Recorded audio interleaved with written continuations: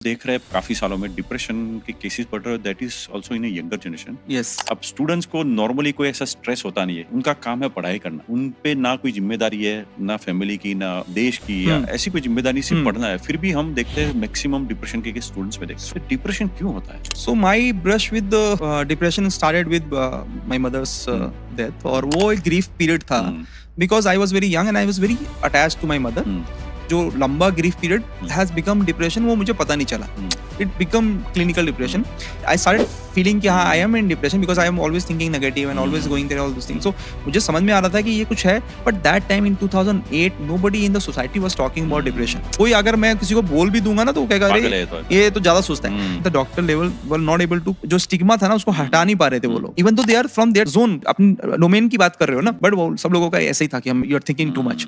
आई tried all alternative therapies, दवाई, कुछ असर नहीं करता था, आपको सही दवाई नहीं मिल रही थी। एंड सडनली वन कलकत्ता में एक कार्डियोलॉजिस्ट मिले और बहुत ही उनका एक्सपीरियंस इन मेडिसिन बहुत अच्छा था, एक दवाई और सब कुछ ठीक। तो मुझे ये रियलाइज हुआ कि जस्ट लाइक कि जैसे आपका गला खराब हो जाता है, आपको बुखार हो जाता है, आपका नाक खराब होता है, कभी कभी आपका केमिकल लोचा जाता है माइंड में, तो उसमें गलत तो कुछ है ही नहीं। यही चीज मैंने TEDx टॉक पे भी बात किया for students, and specially when I gave this TEDx talk, it was in DCIT, Dhirubhai Ambani institute, and that is after one suicide has happened in their campus.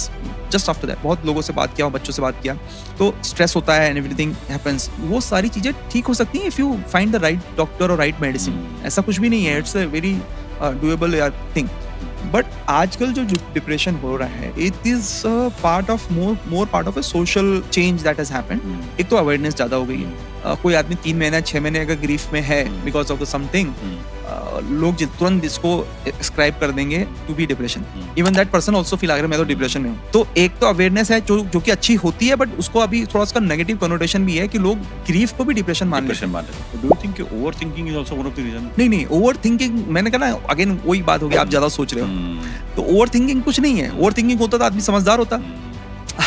Overthinking नहीं है, it is because of the societal changes, और आपके atmosphere में इतना कुछ है, आपका exposure इतना बढ़ गया है कि you are not able to handle, which I called as information overdose हो गया है।